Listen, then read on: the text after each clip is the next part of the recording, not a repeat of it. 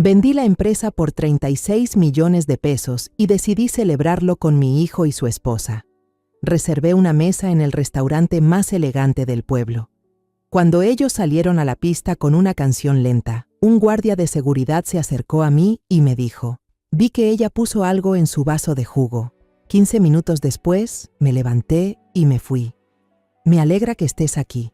Si estás viendo este video, dale like, suscríbete al canal y cuéntame en los comentarios desde dónde escuchas mi historia de venganza. Quiero saber hasta dónde ha llegado. La banda del restaurante comenzó a tocar un bolero. La melodía suave me llevó de regreso a los días de antaño, cuando mi esposo aún vivía. Luna, mi nuera, tiró con ternura de la mano de Francisco, mi hijo, llevándoselo a la pista de baile, con la mirada brillante, llena de vida. Francisco me miró, algo incómodo, como pidiendo permiso. Yo agité la mano y sonreí. «Ve, hijo, con que los mire bailar, ya soy feliz». Seguí con la vista sus siluetas, Francisco alto y robusto, Luna menuda recostada en su hombro, deslizándose sobre la pista. Probé un trozo de pan, intentando disfrutar ese instante de paz, pero dentro de mí había una sensación difícil de explicar, como si algo no estuviera bien. En medio de ese ambiente elegante, una figura se acercó en silencio a mi mesa. Era el guardia del restaurante, con una placa que decía Mateo, bajo y fornido, rostro duro pero mirada penetrante. Se inclinó, fingiendo arreglar el florero de la mesa, y de pronto acercó la boca a mi oído. Su voz grave y apremiante, como si temiera que alguien lo escuchara. «Señora, acabo de ver a su nuera ponerle algo a su jugo de naranja». Esa frase fue como un puñal directo al corazón. Sentí que mi pecho se detuvo un instante, la garganta seca como si alguien me la apretara. Traté de mantener el rostro sereno, apenas asentí, como si estuviera acostumbrada a estas cosas, pero la verdad era que no lo estaba. Mateo comprendió, retrocedió unos pasos y volvió a su puesto en la esquina del salón. Sus ojos seguían fijos en nuestra mesa, graves y atentos, como un soldado en guardia. Bajé la mirada hacia el vaso de jugo frente a mí. Bajo la luz cálida, distinguí diminutas burbujas subiendo a la superficie, tan pequeñas que casi pasaban desapercibidas. Eso no era lo normal en un jugo recién exprimido. Mi corazón golpeaba con fuerza, como si quisiera salirse del pecho. Respiré hondo, tratando de contener el temblor que me recorría desde los dedos hasta todo el cuerpo. Unas horas antes, yo había llegado al restaurante más lujoso del pueblo. El reloj marcaba las 7:10. Llegué un poco temprano, como acostumbro, siempre cuidando cada detalle. Ese día me puse un vestido azul oscuro que guardé durante años en el closet, reservado para ocasiones especiales, cuando necesitaba recordarme que aún valía, que aún merecía ser querida. Hoy era un día así, o al menos eso creí. El lugar parecía un cuadro cálido pintado con luces doradas. El piano sonaba suave, mezclado con el tintinear de las copas, componiendo una melodía elegante que siempre soñé disfrutar con mi familia. Un joven mesero, con traje negro impecable, me sonrió y me condujo hasta la mesa junto a la ventana que había reservado. El mantel blanco, sin una sola arruga, y en el centro, un pequeño florero con rosas rojas, cuyo aroma leve me tranquilizó. Me senté, acariciando sin pensar el borde del mantel, intentando saborear ese instante. A las 7 en punto, Francisco y Luna entraron. Mi hijo se veía apuesto con su traje gris, el cabello bien peinado, la sonrisa radiante igual que cuando era niño y corría a mis brazos después de la escuela. Luna, mi nuera, lucía como una flor encendida, con un vestido rojo ajustado que acaparaba todas las miradas del lugar. Se acercaron, me dieron abrazos firmes y besos afectuosos. Luna, con mucha gracia, elogió mi vestido, con voz dulce. «Mamá, ese azul le queda precioso. La hace ver 10 años más joven». Sonreí y una calidez me recorrió el alma, como si todo estuviera en orden, como si mi familia siguiera siendo unida. Nos sentamos a la mesa. Francisco pidió una botella de vino tinto, del tipo que sabía que me gustaba, el mismo que yo y mi esposo solíamos saborear en esas pocas noches en las que teníamos tiempo para nosotros. Luna, siempre tan elegante como de costumbre, Pidió un jugo especial del restaurante y yo solo quise un vaso de jugo de naranja, simple como mi propia vida. No me gustan las cosas complicadas, solo lo familiar, lo que me hace sentir segura. La cena comenzó en un ambiente que pensé era acogedor.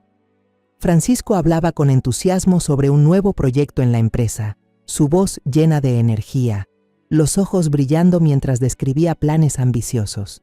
Yo lo escuchaba, orgullosa de que mi hijo ya fuera un hombre hecho y derecho, construyendo su propio futuro. Luna no dejaba de elogiar el restaurante, desde la decoración hasta el aroma de los platillos. De vez en cuando, se volteaba hacia mí y proponía: «Mamá, este verano vayamos todos a la playa, ¿sí? Será muy divertido». Asentí con la cabeza, sonreí y pensé que tal vez había sido demasiado dura con Luna antes. Quizás ella sí quería ser parte de esta familia. Al menos eso creí, hasta que escuché la advertencia del señor Mateo. El bolero suave terminó y unos aplausos dispersos sonaron en las mesas alrededor. Francisco y Luna regresaron, las mejillas de Luna enrojecidas, los ojos brillantes como si acabara de vivir un momento perfecto. Francisco sonreía, se sentó a mi lado y bromeó: «¿Por qué no bailaste con nosotros, mamá? Con una canción tan buena, si hubieras bailado seguro todo el restaurante se habría volteado a mirarte». Me forcé a sonreír, pero por dentro solo sentía frío. La advertencia del señor Mateo seguía resonando en mi cabeza, como una campana de muerte que no dejaba de sonar. Miré a Luna, seguía radiante, seguía encantadora, como si nada hubiera pasado, pero en su mirada, aunque fugaz, había algo helado, como si buscara leer mi reacción. «Ya estoy grande, hijo», respondí, tratando de sonar natural. «Con verlos a ustedes dos felices, ya me siento realizada». Francisco soltó una carcajada y me dio una palmada suave en la mano, pero sentí en ese gesto una inocencia total, como si no tuviera idea de la tormenta que se agitaba en el corazón de su madre. De pronto, Luna empujó el vaso de jugo de naranja hacia mí, con una voz tan dulce que me erizó la piel. «Mamá, tome un poco de jugo. No ha bebido nada en toda la noche. Creo que la veo un poco cansada». El vaso brillaba bajo la luz amarilla, pero las burbujas diminutas en la superficie parecían susurrar algo terrible. La miré, buscando en sus ojos un rastro de arrepentimiento, de duda, pero no había nada.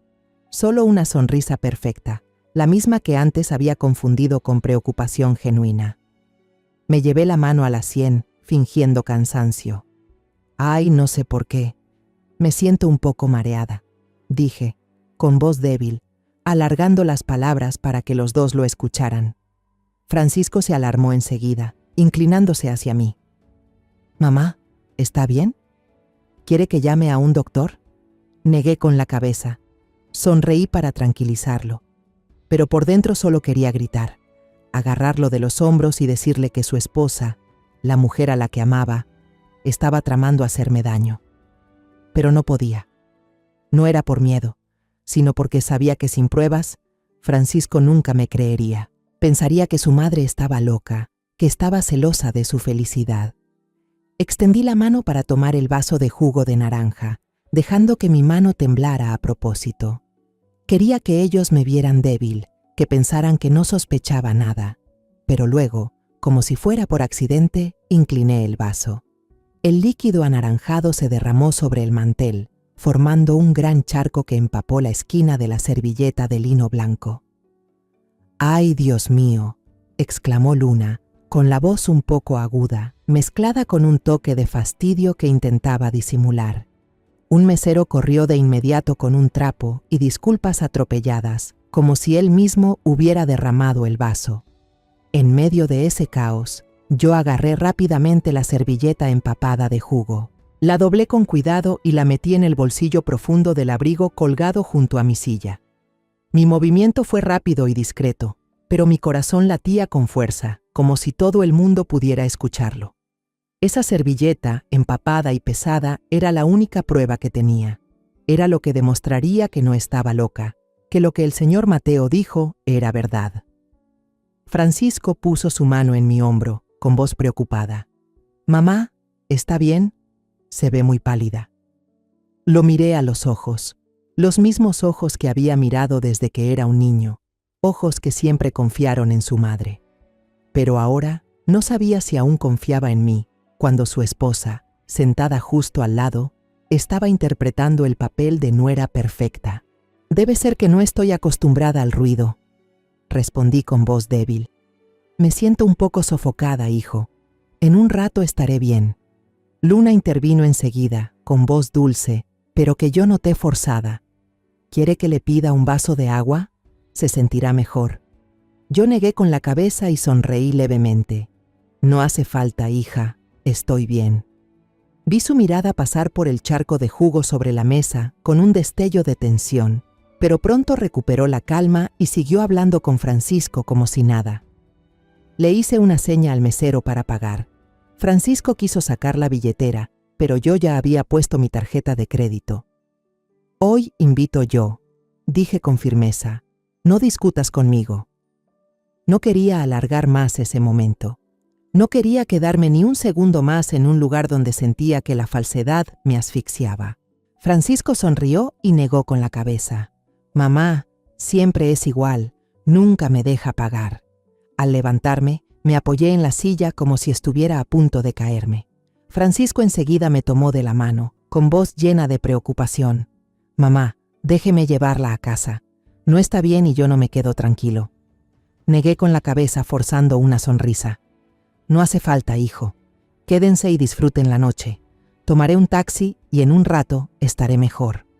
Luna también habló, con voz preocupada, pero que yo sabía falsa.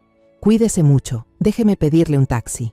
Moví la mano rechazando de inmediato. «Yo me arreglo sola». Salí por la puerta. Cada paso me pesaba como si llevara 1000 kilos. El señor Mateo seguía allí, en la esquina del vestíbulo, erguido como un guardia.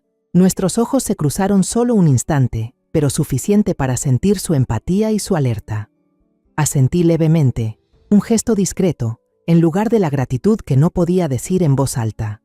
Él respondió con otro leve asentimiento, la mirada aún afilada, como diciéndome que seguiría vigilando. El taxi ya me esperaba en la puerta. Subí, abrazando con fuerza la bolsa del abrigo. Dentro, la servilleta húmeda y helada era lo único que me mantenía consciente. Era la prueba de un plan cruel, un plan con el que jamás pensé que tendría que enfrentarme, y menos viniendo de alguien de mi propia familia. Las luces de neón de las calles pasaban frente a la ventana del taxi, brillantes como un cuadro lleno de vida, pero no lograban disipar el frío que me envolvía por dentro.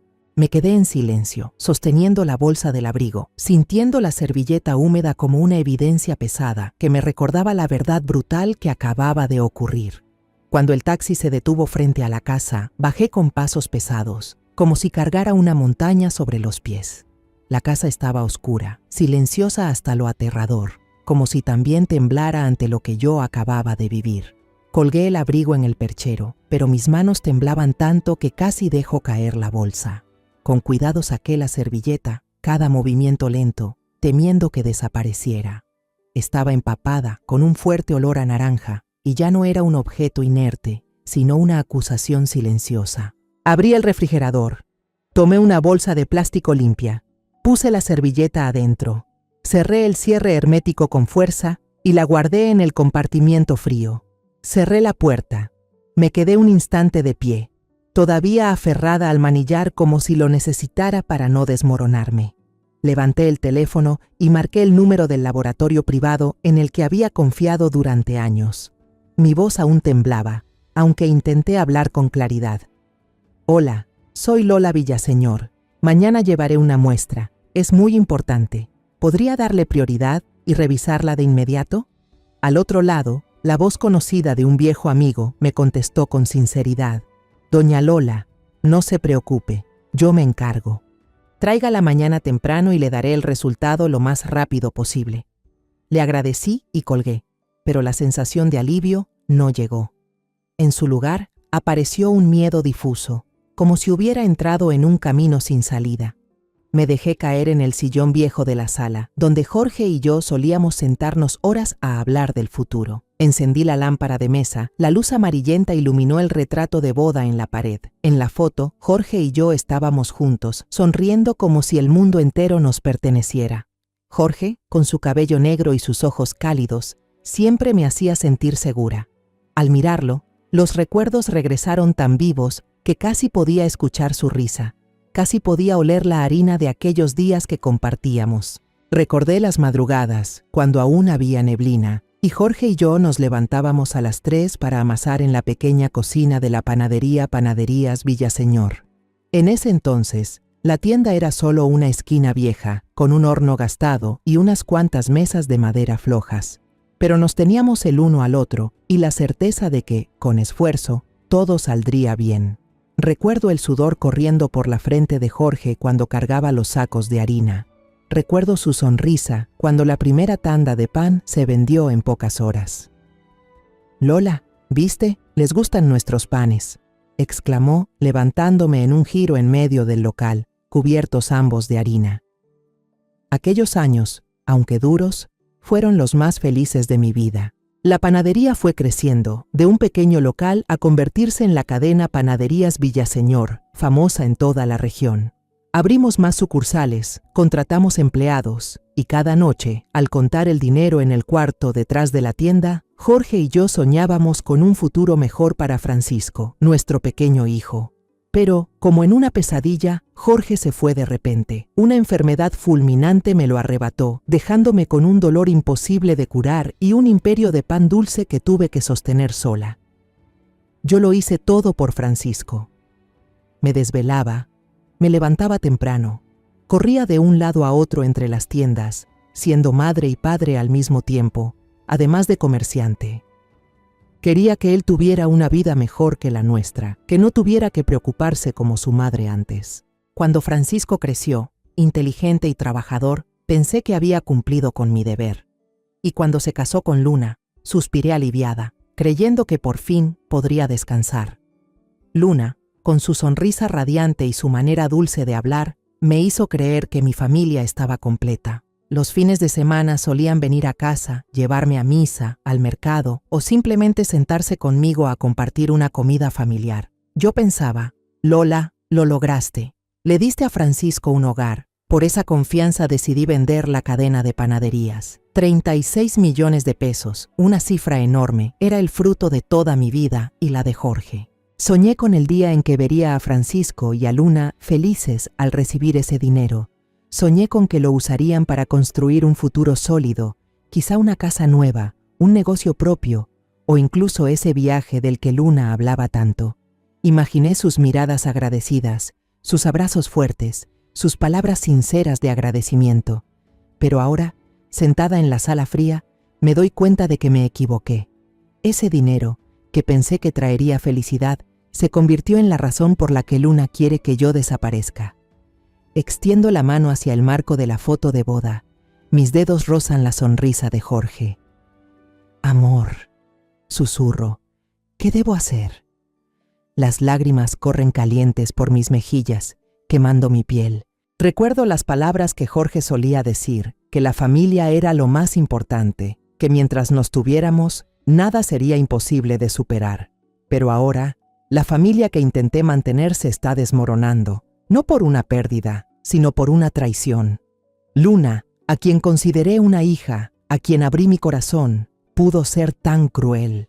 Y Francisco, el hijo que amo más que a mi propia vida, ¿me creerá cuando la verdad salga a la luz?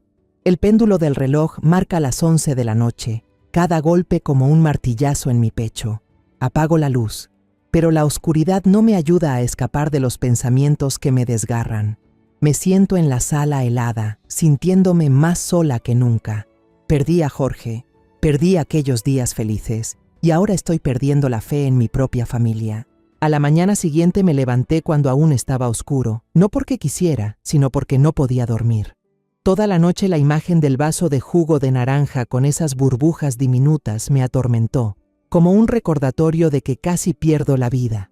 Me puse un suéter viejo, me cubrí con una gorra para tapar mis ojeras y agarré la bolsa de plástico con la servilleta antes de salir de casa.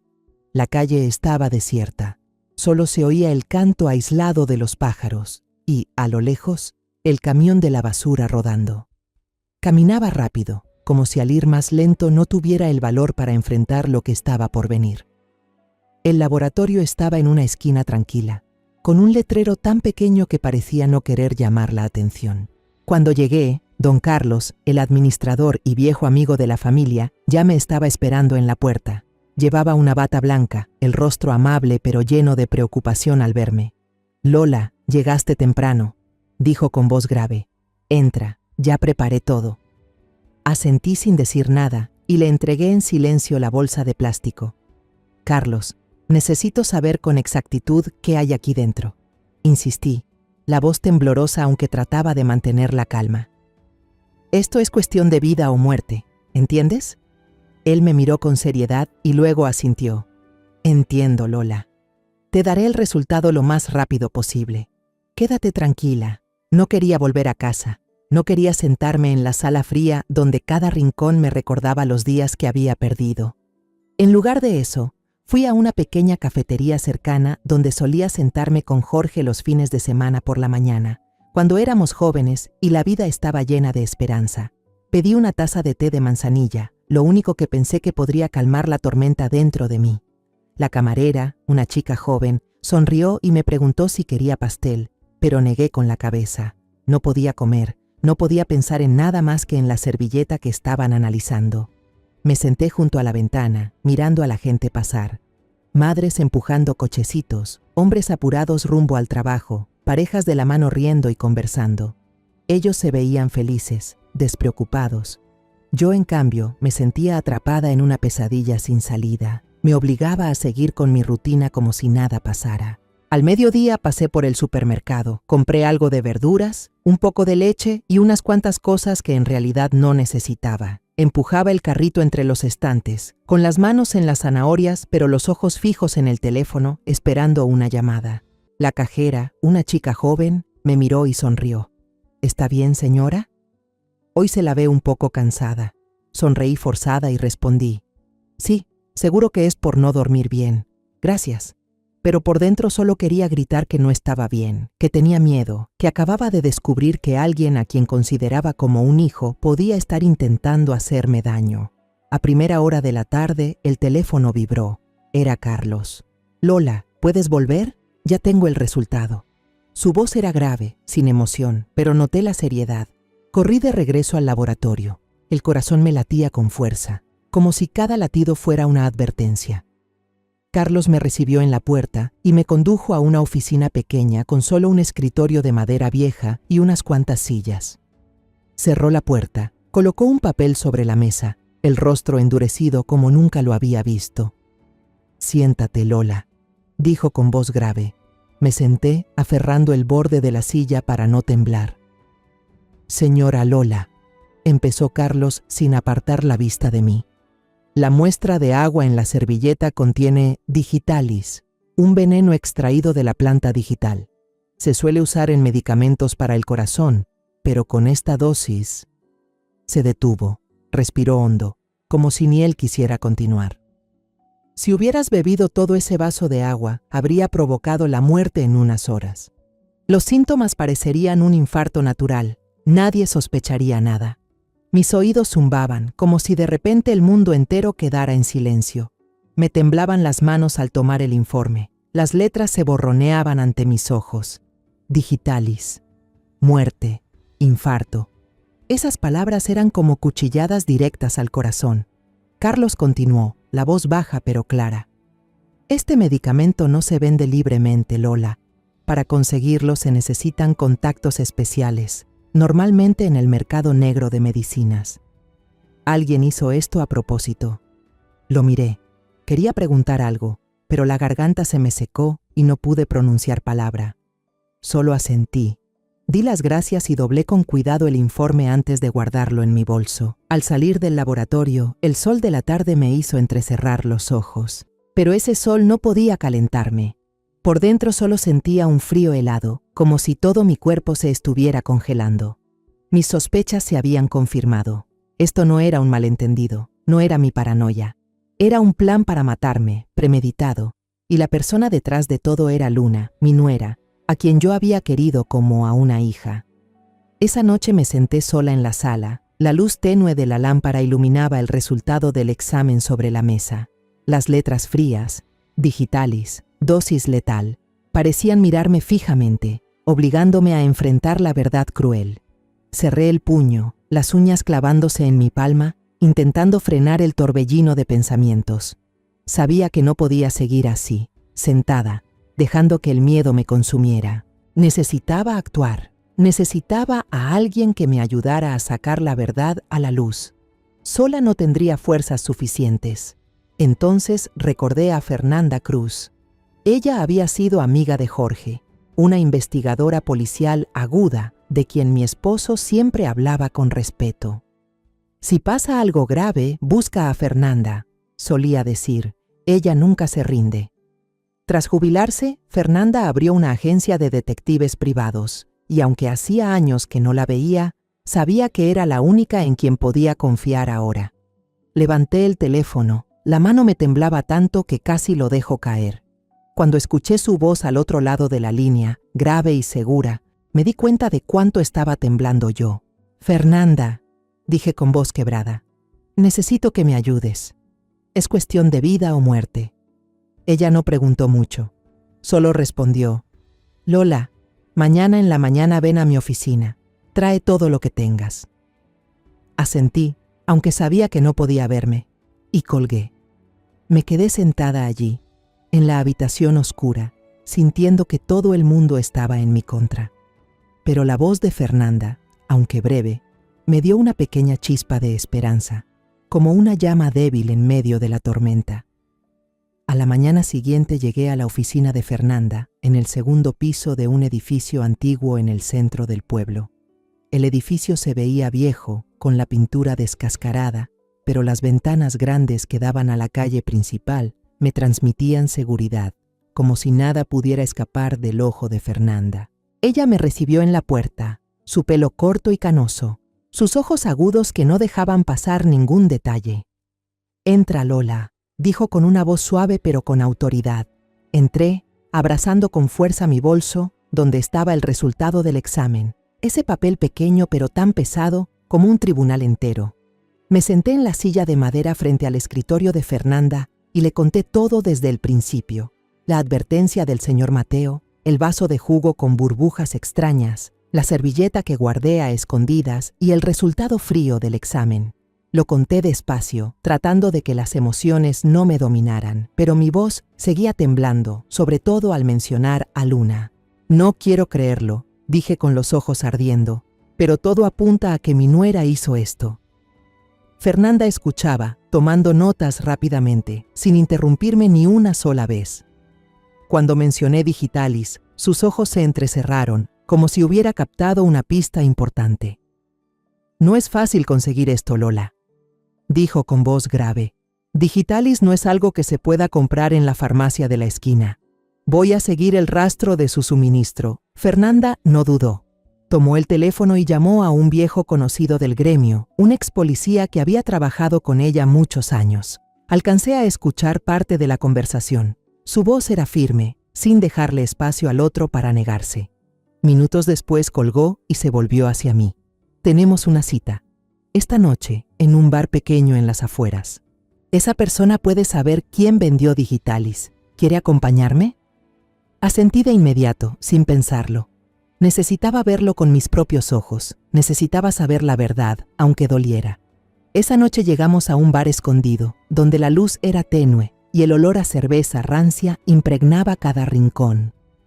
Fernanda me guió hacia un lugar apartado, desde donde podía observar sin llamar la atención. Ella se sentó frente a un hombre de mediana edad, nervioso, con los ojos moviéndose de un lado a otro, como temiendo ser descubierto.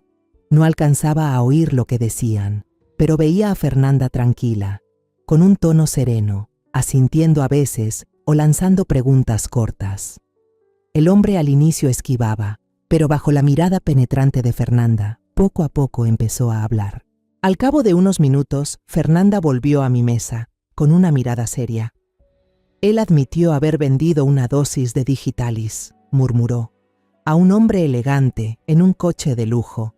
Dice que no la compró para sí mismo, sino que dijo que era para ayudar a una mujer joven, para resolver unos asuntos personales».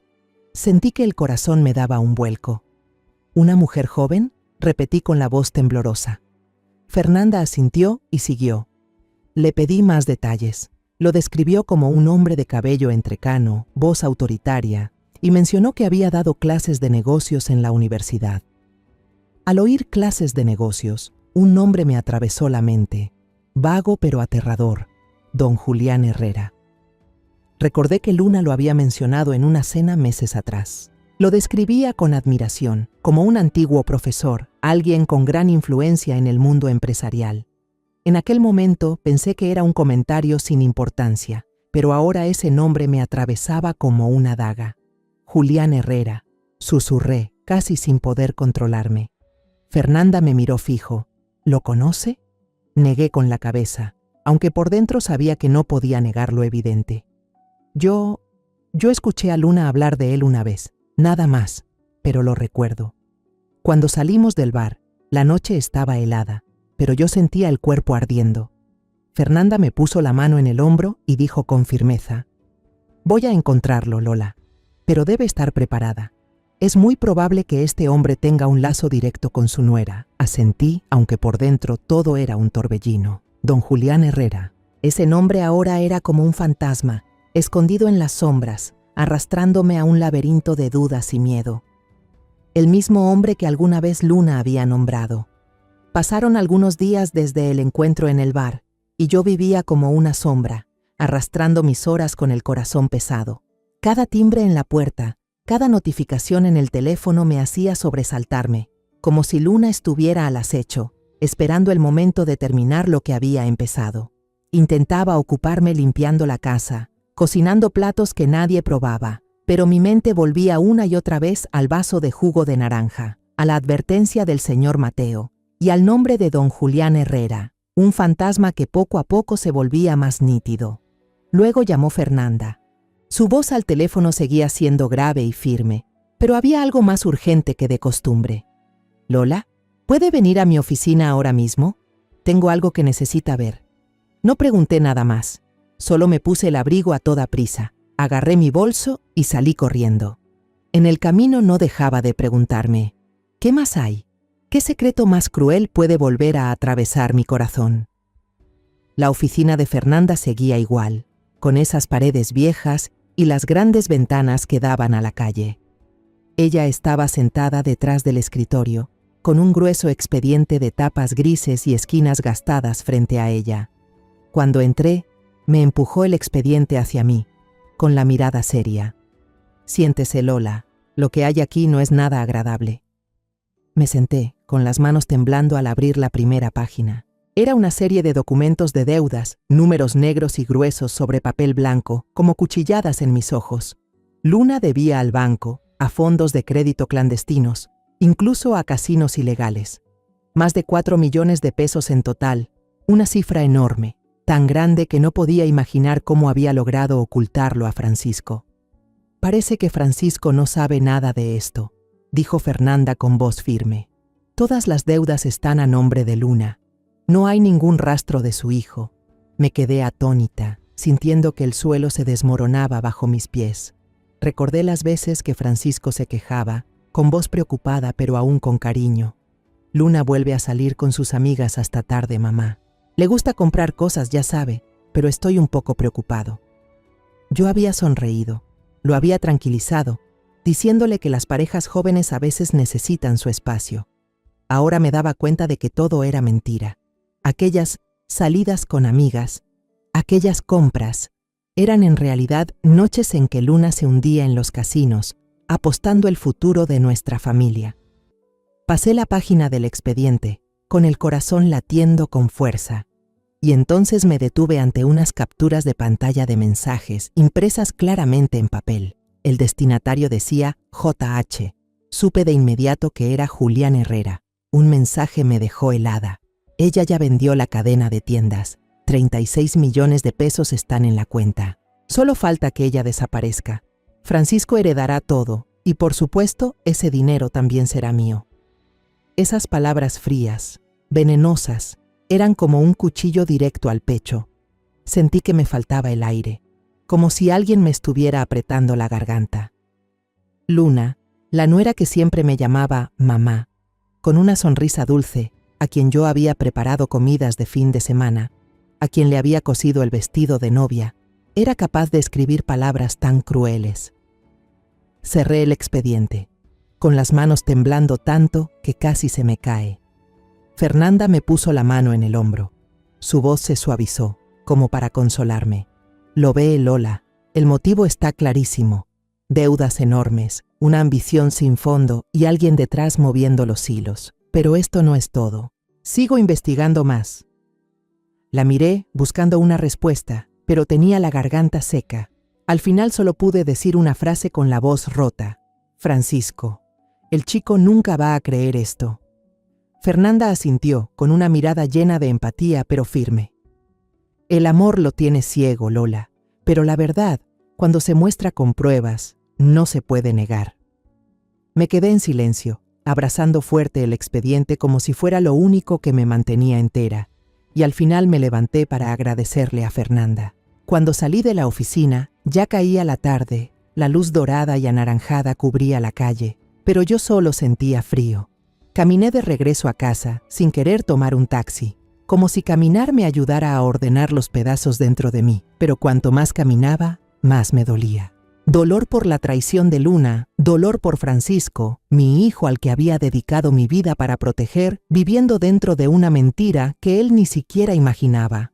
Pensé en Jorge, en aquellas noches en que hablábamos del futuro de Francisco. Si él estuviera vivo, ¿qué haría? Me abrazaría, me diría que todo estaría bien. Pero él ya no está, y yo estoy sola, enfrentando una verdad más cruel que cualquier pesadilla. Los días después de leer los mensajes venenosos de Luna, viví como un fantasma. Cada mañana al despertar, me miraba al espejo y veía a una mujer envejecida, con ojeras profundas y sin un ápice de vida. Fernanda me llamó una mañana temprano, cuando apenas un rayo de sol se filtraba entre las ramas frente a la ventana. Lola, necesita venir de inmediato. Su voz al teléfono sonaba urgente, aunque mantenía esa calma característica. Tengo más información y esta vez aclarará todo. No pregunté nada más, solo me puse una vieja camisa, tomé mi bolso y salí corriendo. En el camino intentaba prepararme, pero mi corazón estaba desordenado. Temía lo que estaba por escuchar, temía que la verdad fuera otra puñalada, más honda, más dolorosa. Al entrar en la oficina de Fernanda, la vi sentada tras su escritorio con un expediente aún más grueso que el anterior frente a ella. Lo empujó hacia mí, con la mirada severa pero cargada de compasión. Lola, siéntese. Lo que hay aquí no será fácil para usted. Me senté, con las manos temblorosas al abrir la primera página. Una foto vieja, algo amarillenta, me golpeó la vista. Era un salón de clases, con jóvenes estudiantes sentados en sus pupitres. En la primera fila reconocí enseguida a Luna, más joven, con el cabello recogido en una cola alta, los ojos brillantes pero ya con un dejo de ambición. Y en el estrado, con aire de autoridad, estaba don Julián Herrera, vestido de traje elegante, sosteniendo un puntero hacia el pizarrón. No era solo el hombre que le vendía medicinas, dijo Fernanda con voz grave. Fue el maestro de Luna hace más de 10 años, cuando ella estudiaba administración de empresas. Miré la foto, con el corazón encogido. Recordé las veces que Luna hablaba de su época universitaria, con orgullo en la voz al contar sobre los profesores inspiradores que la habían marcado. Yo pensaba que eran anécdotas sin importancia, pero ahora comprendía que había ocultado adrede una parte de su pasado. Fernanda pasó las páginas, señalando otros documentos. Julián le dio a Luna una gran suma de dinero hace más de 10 años, supuestamente para iniciar un negocio. Pero no fue un gesto de bondad, fue una trampa. Señalaba las cifras, los contratos de deuda con intereses usureros. Cada vez que Luna tenía dificultades, Julián aparecía, prestándole más, pero con condiciones cada vez más duras. Ella quedó atrapada, Lola. Estas deudas no eran solo dinero, eran una cadena que la ataba a él. Me quedé en silencio, tratando de digerir cada palabra de Fernanda. Imaginaba a Luna, una joven ambiciosa, entrando en el mundo de Julián con sueños enormes, solo para ser manipulada y convertida en una pieza en su juego. Pero eso no hacía que mi dolor fuera menor. Aunque Luna hubiera sido manipulada, ella eligió traicionarme, traicionar a esta familia. Seguí hojeando el expediente hasta que me detuve en una hoja con la transcripción de una grabación que Fernanda había obtenido tras seguir a Julián. Encendió el aparato y la voz fría, calculadora de él, retumbó en la sala. Si quieres realmente dominar el juego, tienes que eliminar el último obstáculo. Francisco lo tendrá todo, y por supuesto tú también. No lo veas como un crimen, considéralo una estrategia de negocios. Me estremecí, como si una corriente helada recorriera mi espalda. Esa voz, suave y cruel, sonaba como la de alguien acostumbrado a manipular a los demás. Fernanda me miró con una firmeza absoluta. Él no solo es cómplice, Lola, él es el verdadero autor intelectual, asentí, pero por dentro me invadía una mezcla de rabia y tristeza. Julián había convertido a Luna en un instrumento, en una pieza dispuesta a eliminarme para alcanzar sus fines. Pero ella no era una víctima inocente. Ella eligió ese camino, eligió la codicia en lugar del cariño. Una tarde, mientras estaba en la cocina, tomando en silencio una taza de café ya frío, sonó el timbre. Me levanté, el corazón golpeándome en el pecho, como si intuyera algo malo. Al abrir la puerta, vi a Luna, con la misma sonrisa radiante de siempre, cargando una canasta de comida aún humeante. «Mamá», dijo, con una dulzura tan empalagosa que me erizó la piel, «cociné la sopa de pollo que más le gusta. Cómasela para que recupere fuerzas. La he visto algo pálida». La miré, forzando una sonrisa, pero por dentro solo sentía frío. Esa sonrisa, que antes me conmovía, ahora era solo una máscara que escondía crueldad. «Gracias, hija», respondí con suavidad, «pero acabo de almorzar, estoy llena». Luna inclinó la cabeza, mostrando un leve destello de decepción, aunque insistió. «Coma un poquito, estuve toda la mañana cocinando, déjeme servirle». Entró en la cocina, como si fuera su casa, y sirvió un plato rebosante de sopa, dejándolo en la mesa. El aroma se extendió por el aire, pero en mí solo despertaba desconfianza. No sabía qué contenía ese plato, pero después del jugo de naranja, no podía fiarme de nada que viniera de sus manos. «Déjame darme un baño primero», dije, intentando sonar tranquila. «Estoy un poco cansada. Luego lo probaré». Luna sonrió y asintió.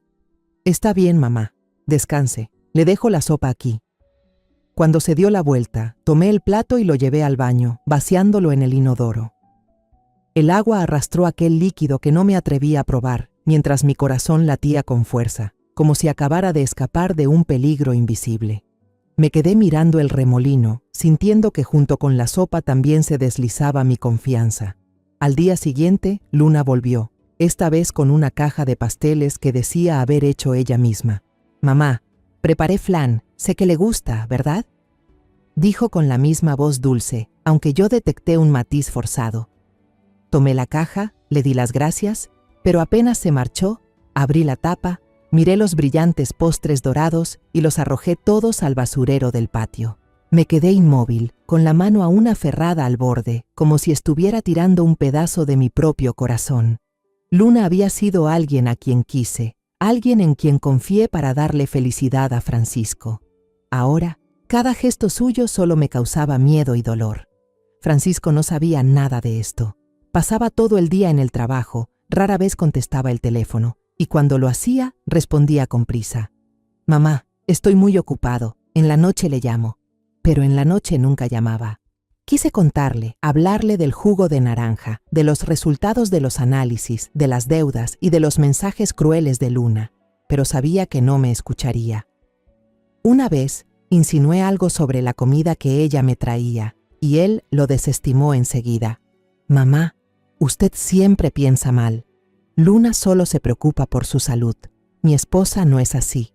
Su voz sonaba irritada, como si yo fuera la que estaba destruyendo su matrimonio.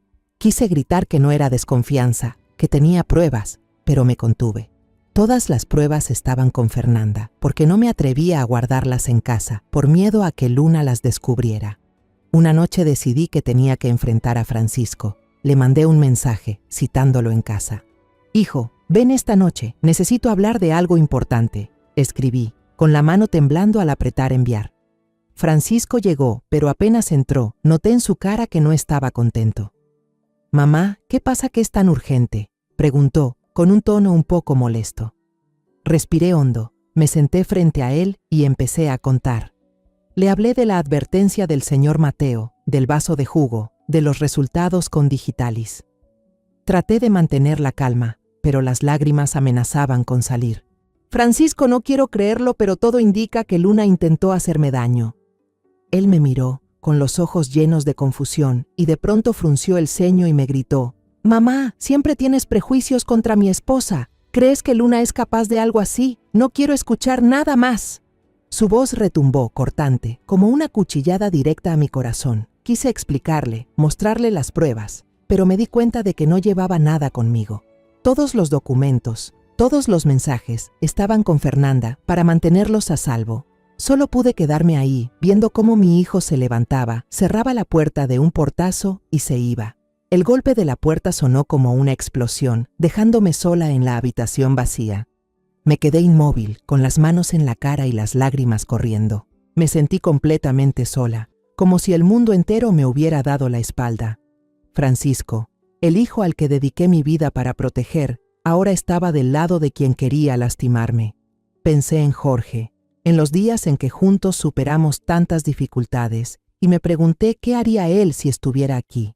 Me abrazaría, me diría que no me rindiera, pero él ya no estaba, y solo quedaba yo, frente a un complot que aún no terminaba. Me levanté, me sequé las lágrimas y traté de respirar hondo. Sabía que no podía derrumbarme. La verdad necesitaba tiempo, pruebas y ser llevada a la luz por la justicia, no por mis emociones. A la mañana siguiente, Fernanda pasó por mí cuando apenas amanecía. Llevaba un abrigo negro y sostenía con fuerza una carpeta llena de pruebas.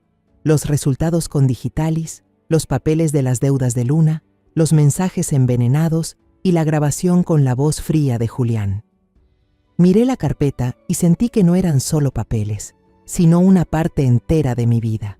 Los días en que confié, amé y ahora me habían traicionado. ¿Lista, Lola?, preguntó Fernanda, con la mirada firme pero con un dejo de preocupación. Asentí, aunque el corazón me golpeaba el pecho. «Vamos», dije, con la voz seca. La comisaría estaba en las afueras del pueblo, un edificio gris con pasillos largos y un fuerte olor a desinfectante. El inspector, un hombre de mediana edad con el rostro duro, nos recibió en un cuarto pequeño. Miró la carpeta, al principio con escepticismo. «¿Me dice que su nuera intentó envenenarla?», preguntó con un tono plano, como si escuchara algo increíble. Respiré profundo y relaté todo. La advertencia del señor Mateo, el vaso de jugo, la servilleta y los resultados del laboratorio. Fernanda añadió detalles, con voz firme, presentando cada prueba como una abogada experimentada. Cuando Fernanda reprodujo la grabación de Julián, su voz fría resonó en la habitación. «Si quieres realmente controlar el juego, tienes que eliminar el último obstáculo. Francisco lo tendrá todo, y por supuesto, tú también». El rostro del inspector cambió de inmediato. Se incorporó, entrecerró los ojos, y vi cómo su mano apretaba con fuerza la pluma. «Esta es una prueba muy grave», dijo con voz grave.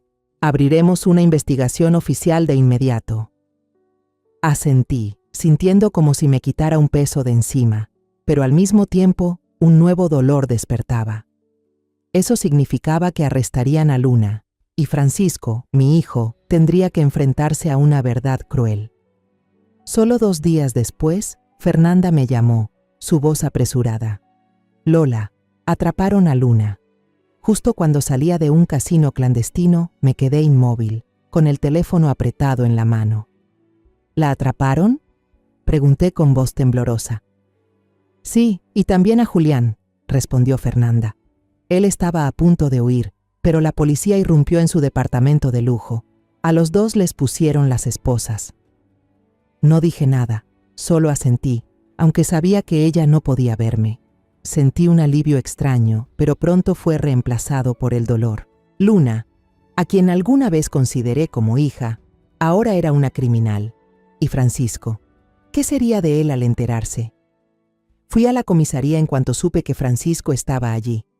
Al entrar, lo vi en un rincón, con los ojos enrojecidos y el rostro demacrado. Sacaban a Luna, esposada, con una expresión de horror y desconcierto. Me miró. Sus ojos pidieron clemencia por un instante, pero yo simplemente giré la cara. No podía mirarla. No podía enfrentar a alguien que había intentado hacerme daño. Francisco corrió hacia mí, me tomó la mano, su voz rota. «Mamá, ¿esto es verdad?» No respondí. Solo puse el expediente de Fernanda frente a él. «Lee», le dije, con la voz quebrada. Yo no quería creerlo, pero esta es la verdad. Francisco hojeaba los papeles con las manos temblorosas, tanto que dejó caer algunas hojas. Cuando llegó a los mensajes que Luna había enviado a Julián, con que ella desaparezca, Francisco heredará todo. Se desplomó en la silla, cubriéndose el rostro con las manos. «No, no puede ser», murmuró con la voz hecha pedazos. Quise abrazarlo, decirle que todo estaría bien, pero no pude. La verdad era como una daga, no solo atravesaba su corazón, también el mío. Me quedé allí, viendo a mi hijo derrumbarse, sintiendo que yo también me rompía por dentro. Al mismo tiempo, supe que otro equipo de policías había detenido a Julián en un departamento de lujo en el centro de la ciudad.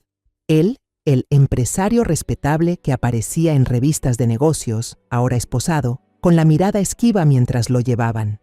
Yo no lo vi, pero Fernanda me lo contó, con amargura en la voz. Todavía intentó decir que todo era un malentendido, pero las pruebas son demasiado claras. No va a escapar. Al día siguiente Francisco vino a mi casa. Parecía una sombra, con los ojos hundidos tras una noche en vela, el traje gris arrugado como si ni siquiera se hubiera molestado en cambiarse. «Mamá», dijo con voz ronca, «presenté la demanda de divorcio unilateral». Lo miré, quise decir algo, pero la garganta se me cerró. Solo asentí y lo abracé. Por primera vez en muchos días, sentí el calor de mi hijo, aunque también cargaba con un dolor indescriptible. «Perdóname, mamá», susurró, con las lágrimas empapando mi hombro. «No te creí». Lo estreché fuerte, mientras mis lágrimas también rodaban. «No importa, hijo», le dije con voz temblorosa. «Lo único que quiero es que estés a salvo». Los meses posteriores a la detención de Luna y Julián los viví en un estado extraño, entre el alivio y el vacío. El miedo a la muerte ya se había ido, pero el dolor de la traición seguía ahí, como una herida que nunca termina de cerrar. Francisco y yo hablábamos menos, no porque estuviéramos enojados, sino porque ambos tratábamos de encontrar la forma de enfrentar los pedazos rotos de nuestra familia. Cada vez que miraba sus ojos, veía una herida profunda, y sabía que él veía lo mismo en los míos. El juicio llegó como una tormenta, atrayendo la atención de todo el pueblo. El tribunal estaba en el centro, un edificio antiguo con muros de piedra gris y bancas de madera dura. Me senté en la primera fila, con las manos aferradas al borde del asiento, tratando de mantenerme serena. Luna entró, demacrada con el uniforme naranja de prisionera, su cabello antes brillante ahora enredado, la mirada baja, incapaz de sostener los ojos de nadie. Julián, a pocos pasos de ella, aún intentaba mostrar arrogancia. Su traje caro parecía fuera de lugar, y aunque fingía seguridad, sus ojos delataban el miedo. Los miré, a esas dos personas que convirtieron la vida de Francisco y la mía en una pesadilla, y sentí un vacío extraño. Ya no había rabia ni odio, solo una tristeza amarga. El juicio se extendió todo el día, pero para mí fue como un sueño interminable. El fiscal presentó las pruebas, los resultados del examen con digitalis, los documentos de deudas, los mensajes crueles de Luna y la grabación con la voz fría de Julián. Cada prueba que salía, yo miraba a Francisco, sentado a unos asientos de distancia, con la cabeza gacha y los hombros temblando. Cuando sonó la grabación de Julián, «No pienses que esto es un crimen, míralo como una estrategia de negocios». Escuché un sollozo ahogado de parte de mi hijo. Quise correr hacia él, abrazarlo, pero sabía que en ese momento debía enfrentar la verdad por sí mismo. Luna no dijo nada para defenderse, solo agachó la cabeza mientras las lágrimas corrían por su rostro. Julián, en cambio, intentó argumentar que todo era un malentendido, que solo ayudaba a Luna como un maestro. Pero las pruebas eran demasiado claras, imposibles de negar. Cuando el juez dictó la sentencia, varios años de prisión para Luna por intento de homicidio y para Julián una condena equivalente por ser el autor intelectual, instigador y usurero, la sala entera quedó en silencio. Vi a Luna ser llevada con las manos esposadas y sentí una tristeza indescriptible. No porque la compadeciera, sino porque dolía recordar que alguna vez creí que formaba parte de nuestra familia. Ese mismo día, el tribunal aprobó la solicitud de divorcio de Francisco. Al salir, me tomó la mano y con voz quebrada dijo: «Mamá, lo siento, me equivoqué al no creer en ti». Lo abracé con las lágrimas corriendo por las mejillas. «No tienes la culpa, Francisco», le respondí con la voz ahogada. «Lo único que quiero es que seas feliz». Pero los dos sabíamos que esa felicidad ya había sido robada, dejando cicatrices que nunca cerrarían. Después del juicio regresé a casa y me senté en la sala, mirando la foto de boda de Jorge y mía. Pensé en los 36 millones de pesos, aquel dinero que alguna vez fue mi orgullo, pero que ahora sentía como una maldición. No quería conservarlo, no quería que me recordara todo lo que pasó. Una noche, sola en la sala, recordé los primeros días del negocio de panadería con Jorge, el olor del trigo recién molido, su sonrisa al escuchar los halagos de los clientes. Entonces supe qué debía hacer. Decidí usar todo ese dinero para crear una fundación con su nombre, el Fondo Villaseñor, para apoyar a los artesanos panaderos y a las pequeñas panaderías locales, gente como nosotros en aquellos años, llenos de pasión pero sin oportunidades. El día de la inauguración del fondo, se organizó un festival gastronómico en la plaza central del pueblo. Yo estaba de pie entre la multitud, oliendo el aroma de pan recién horneado que se esparcía en el aire, escuchando las risas y las voces animadas. Los puestos estaban llenos de colores, y los jóvenes panaderos presentaban con orgullo sus creaciones.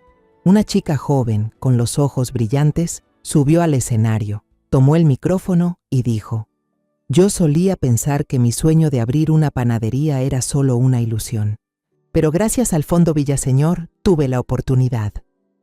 Gracias, doña Lola, gracias por darnos un futuro». La multitud aplaudió, y yo, sentada en una esquina, no pude contener las lágrimas. No eran de tristeza, sino porque sentí que Jorge estaba sonriendo en algún lugar, orgulloso de lo que habíamos logrado. Caminé entre los puestos, me detuve frente a una pequeña mesa de repostería, donde un muchacho joven decoraba con cuidado unas galletas. «Pruebe una, señora», me dijo, ofreciéndome una galleta en forma de corazón. Le di una mordida. El sabor dulce se expandió en mi boca y sonreí. «Está deliciosa», dije con la voz temblorosa. Él sonrió ampliamente. «Gracias, señora. Hice esta galleta para regalársela a mi mamá, pero usted me recordó a ella». Esas palabras fueron como un bálsamo que sanó un poco mi corazón roto. Me senté en un banco de madera, levanté la vista hacia el cielo azul y despejado. Pensé en Jorge, en Francisco, y en los días en que juntos superamos tantas dificultades.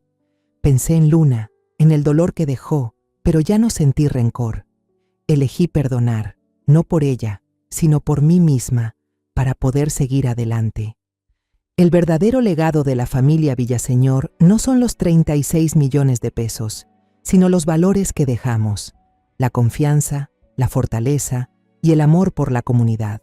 Al mirar atrás a todo lo que había pasado, entendí que la lección más grande no estaba en el dinero, en la traición, ni en el dolor que soporté, sino en la fuerza de la fe y la perseverancia. El dinero puede cegar, la ambición puede volver enemigos a los más cercanos, pero la verdad siempre saldrá a la luz. Quiero decirles algo: nunca permitan que la traición apague la bondad en su corazón. Sean lúcidos para reconocer quién merece realmente su cariño. Sean fuertes para defender la justicia para ustedes mismos y usen lo que tienen para sembrar cosas buenas en la vida. Porque al final, los valores que dejamos a la comunidad y a las próximas generaciones son el verdadero legado, y el dolor tarde o temprano se desvanecerá. La historia que acaban de escuchar Ha cambiado nombres y lugares para proteger la identidad de las personas involucradas. No contamos esto para juzgar, sino con la esperanza de que alguien escuche y se detenga a reflexionar. ¿Cuántas madres están sufriendo en silencio dentro de su propia casa? De verdad me pregunto, si ustedes estuvieran en mi lugar, ¿qué harían? ¿Elegirían callar para mantener la paz o tendrían el valor de enfrentarlo todo para recuperar su voz? Quiero saber su opinión, porque cada historia puede convertirse en una vela que ilumine el camino de otro. Dios siempre bendice, y estoy segura de que la valentía nos llevará a días mejores.